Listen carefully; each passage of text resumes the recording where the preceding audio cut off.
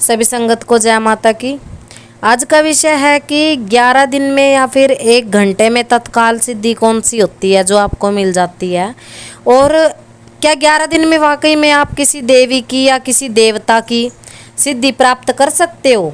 11 दिन की साधना में क्या कोई देवता आपको सिद्ध हो सकता है, चाहे वो अप्सरा हो, चाहे वो डाकनी हो, चाहे वो शाकिनी हो, कोई भी शक्ति हो, क्या 11 दिन में सिद्धि मिल सकती है। और अगर आपको 11 दिन की साधना में कोई देवी देवता अप्सरा यक्षिणी गंधर्व कन्या कोई भी आकर के अगर आपको 11 ही दिन में मात्र थोड़े से मंत्र जाप से ये कहे कि मैं आपकी सेवा से प्रसन्न हूँ, आप मांगो, क्या वर मांगते हो, क्या आप इस चीज़ पर यकीन करोगे। जो व्यक्ति गुरुमुख होकर गुरु के मुख से शब्द लेकर के मंत्र लेकर के उसका 2 या 3 वर्ष तक जाप करता है, सच्ची भक्ति के साथ परीक्षाओं को पार करता है, और उसके बाद उसके घर के जो दुख दर्द है वो धीरे धीरे कष्ट कम होते हैं, धीरे धीरे उसके मनोरथों की पूर्ति होती है। तो क्या जो ये छोटी मोटी सिद्धियां होती हैं, जो अप्सरा है, गंधर्व कन्या है, जो किन्नर है, पता नहीं क्या क्या लोगों ने सिद्धियां, देखो ये प्राचीन समय में जो कही जाती थी, ये किस्से कहानियों में अच्छी लगती थी। हमने आज तक नहीं सुना है कि किसी ने अप्सरा सिद्ध कर रखी थी या फिर किसी ने गंधर्व कन्या सिद्ध कर रखी हो। अगर आप भक्त और भक्ति करना चाहते हो और अपने अध्यात्म की जागृति के लिए, आध्यात्मिक क्षेत्र में आगे बढ़ने के लिए, शांति के लिए, अपने परिवार के भले के लिए, अपने परिवार के सुख शांति के लिए, अपनी तरक्की के लिए अगर आप पूजा पाठ करना भी चाहते हो, कोई साधना करना भी चाहते हो, तो आप अपने कुल देवी कुल देवताओं की या फिर अपने इष्ट की करो। ये जो आपको इंटरनेट पे मंत्र दिए जाते हैं, ये मंत्र पहली बात तो पूर्ण नहीं होते और इनका कोई सिर पैर नहीं होता। और आप लोग इनकी जो सिद्धियां होती हैं, ये हमने फलां वीडियो में ये सिद्धि सुनी है, माता जी क्या आप इस सिद्धि को करवा सकते हो, क्या आप हमें इसका मंत्र का जो है ये कीलन उत्कीलन विधि बता सकते हो, क्या हम ये करें या नहीं करें। अरे भाई, जहाँ से आप इनको देखते हो सुनते हो, आप वहीं से उन्हीं से विधान पूछो। और जब आपको तत्काल सिद्धि करने की गारंटी मिल रही है तो 11 दिन पहले करके देख लो। अगर आपको 11 दिन में सिद्धि मिल जाती है तो अच्छी बात है, भैया आपके सभी मनोरथ पूर्ण होंगे।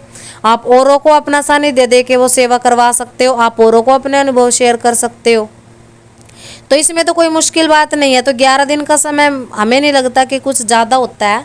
तो 11 दिन के समय में आप स्वयं करके देखिए। आप पढ़े लिखे लोग हो, आप अध्यात्म में हो, आप परमात्मा की शरण में हो, आप भक्ति करना चाहते हो, आप भक्त बनना चाहते हो, तो भगवान ने आपको बुद्धि दी है, विवेक दिया है, आप पढ़े लिखे हो, अपने शास्त्रों का अध्ययन करो। अगर शास्त्रों का अध्ययन नहीं कर सकते तो थोड़ा बहुत जो होती हैं इनमें कथा कहानियाँ, किस्से अपने बुजुर्गों से, गुरुओं से, अपने आसपास जो संतों की वाणी है, जो लोग सत्संग में जाते हैं या फिर किसी भजन में, कीर्तन में, कहीं से भी आपने सुना है, तो ये जो परमात्मा की जो शरण होती है, अगर आप सच्चे मन से दीपक भी एक लगाते हो रोजाना तो भी आपकी सेवा स्वीकार हो जाती है। अगर आपके मन में छल नहीं है, आपके मन में इच्छाएं नहीं है, आपके दुखी होने का सबसे बड़ा कारण ये है कि आप इच्छा ज़्यादा रखते हो। और ज़्यादातर लोग तो हम ये बोलते हैं कि हमारे पास भी इसी कामना से आते हैं कि हमें कोई छोटी मोटी, बस कोई गंधर्व कन्या हो, कोई यक्षिणी हो, कोई पिशाचनी हो, ये सिद्ध हो जाए और हमें सट्टे के नंबर मिलने लग जाए।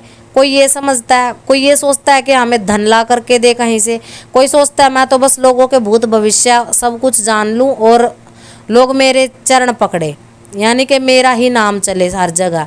आपको अपने इष्ट की कृपा से ये चीज़ मिलती है। पहले भक्ति करो सच्चे मन से। अगर आप सच्चे मन से भक्ति करते हो ना, तो आपका इष्ट, आपकी जो शक्ति है वो आप के ऊपर जरूर कृपा करते हैं, क्योंकि ऐसी भक्ति करनी चाहिए कि हमारी संतान जो है, हमारे वंशज जो हैं, उनके ऊपर इस जो गलत सिद्धि आप करते हो, जो गलत क्रियाएं आप सीखना चाहते हो, उनका आपके परिवार पर असर पड़ता है।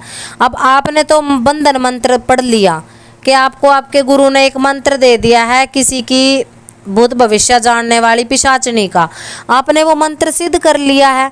आपको तो पिशाचनी कुछ नहीं कहेगी, आपके तो बंधन में, आप तो शरीर का गद्दी का बंधन लगा के बैठते हो, पर हो सकता है आप ही के परिवार के, आपके बच्चे को, आपके जो पति है या पत्नी, आप ही के परिवार में किसी और को वो पकड़ेगी।